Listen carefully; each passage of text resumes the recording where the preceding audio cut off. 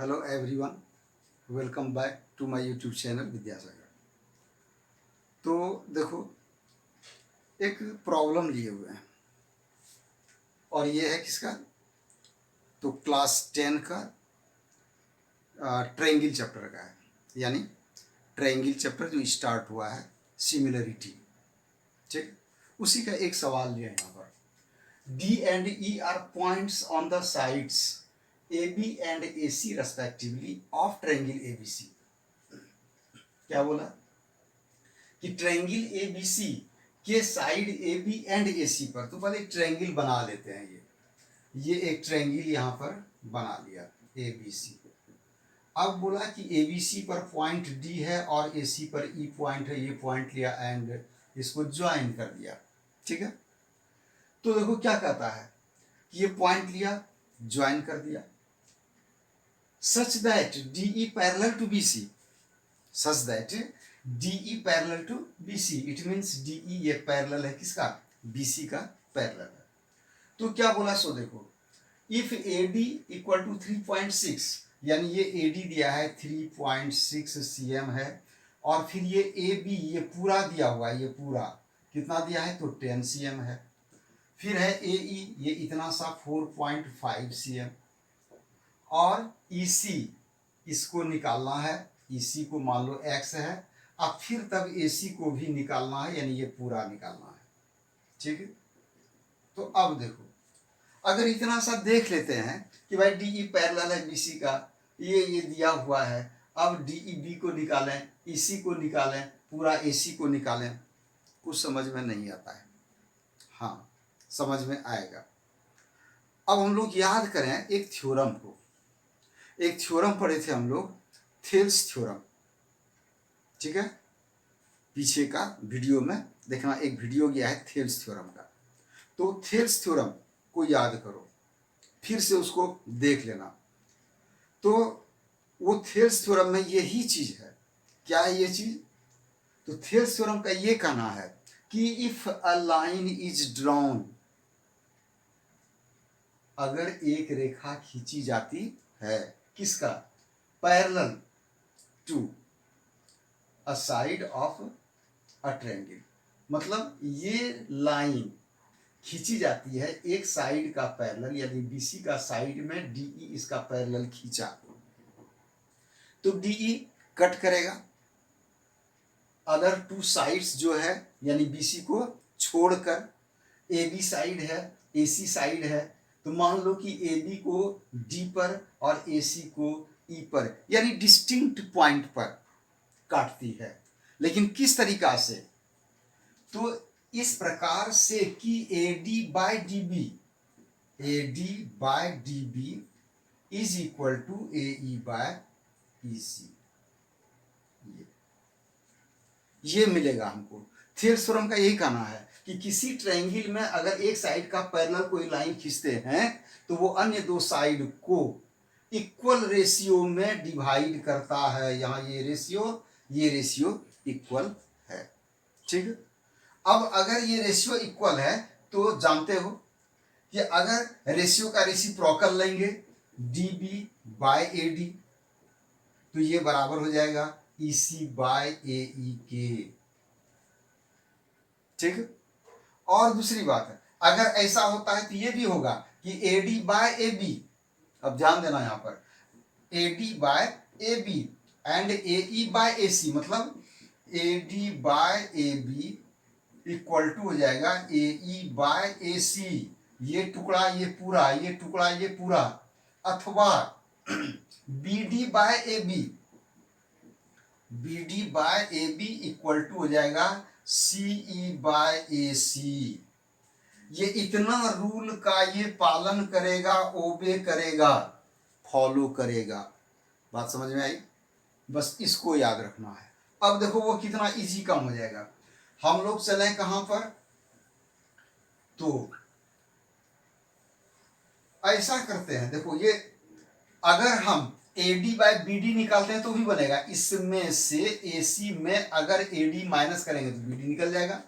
यहां पर लिख देंगे कि since DE parallel to BC, therefore by Thales theorem,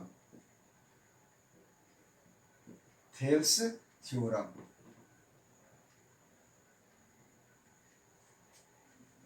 ठीक है। तो थेल्स थ्योरम के अकॉर्डिंग टू क्या लिख सकते हैं, तो A D by D B बराबर हो जाएगा ए ई और बाय ए ई सी। तो क्या हुआ, ए डी का वैल्यू दिया है 3.6 और डी बी कितना दिया मालूम नहीं, इसमें इसको माइनस करना होगा। मतलब क्या हो जाएगा, 10 में अगर 3.6 माइनस करते हैं तो कितना होगा भाई, तो 3 6 9 9.4 हो जाएगा, ये ना होगा। 10 में 6 4 और 9 में 3 और 6 होगा, ये 6 हो जाएगा, ठीक है। तो और बराबर क्या आएगा, ए ई यानी कि 4.5 और बाई ई सी यानी एक्स माने या सीधा ई सी लिख देते हैं, ठीक है।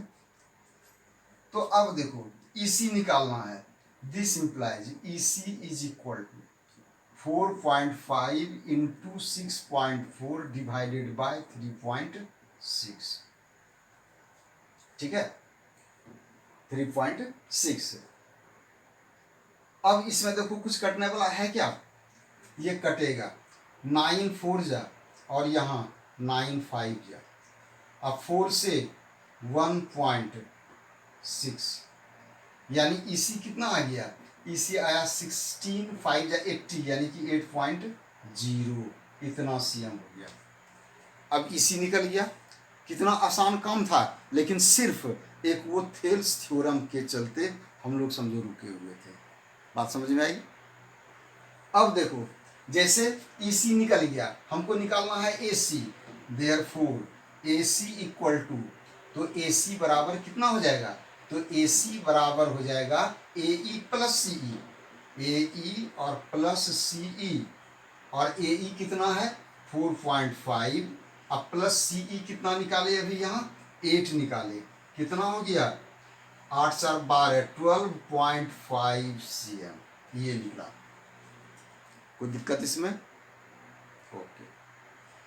तो अब हम लोग नेक्स्ट प्रॉब्लम में चल, तो अब एक सम है ये, इसमें देखो क्या है कि ट्रायंगल ABC और इस पर D and E are 2 points, ठीक है, D और E इस पर पॉइंट है और इस प्रकार से है जैसा दिया हुआ है, कोई प्रकार नहीं है इसमें, ठीक ना।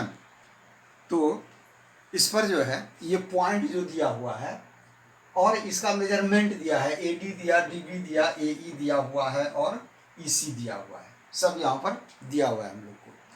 इसमें ये बोला गया है कि पैरेलल नहीं दिया हुआ है, ये बोला कि क्या DE पैरेलल BC के है या नहीं है, मतलब DE पैरेलल टू BC ये है या नहीं, ये क्वेश्चन कर दिया इस पर। अब इसको कैसे जाने, अभी थेल्स थ्योरम में जो हम लोगों ने देखा कि ये अगर पैरेलल होता है तो इसका रेशियो और इसका रेशियो इक्वल होता है, ठीक है, वो है थेल्स थ्योरम।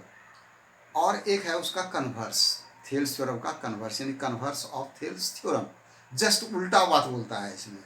मतलब ये कि अगर ये रेशियो इक्वल होगा तो DE पैरेलल होगा किसके, BC के।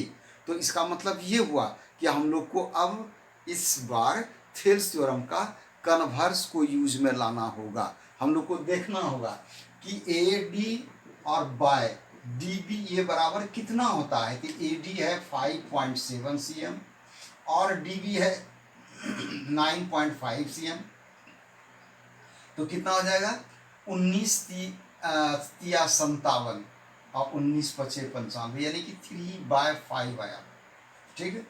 और अब AE बाई EC देखना है, AE बाई EC, तो AE कितना है 4.8 है और EC कितना है तो 8 cm है, cm हटा दिए। तो अब ये देखना है, ये पॉइंट हटाएंगे तो यहाँ 0 आएगा, ठीक ना। तो 16 3 जा और 16 5 जा, 16 तिया 48, 16 पंचे 80, यानी कितना आ गया 3/5। we see that AD by DB, since AD by DB is equal to AE by EC। देखो ये दोनों बराबर आ गया है, ये दोनों बराबर, तो ये दोनों से मतलब नहीं है, बल्कि ये देखना है कि इस दोनों का रेशियो है ये, और इधर में इस दोनों का रेशियो है, ये रेशियो इक्वल है। सो according to converse of Thales theorem we can say that DE parallel to BC according to converse of Thales theorem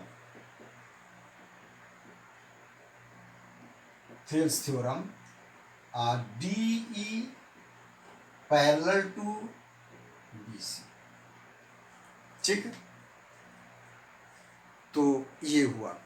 आज हम लोगों ने इसका 2 प्रॉब्लम को देखा, अभी इसमें कम से कम 10 प्रॉब्लम्स और देखना है, जो कि सब एक पर एक दिग्गज सब प्रॉब्लम है। ओके, इसलिए जो सब्सक्राइब नहीं किए हैं चैनल को, वो पहले सब्सक्राइब अवश्य कर लें, सब्सक्राइब करना ना भूलें। Okay, thank you for watching this video. Okay.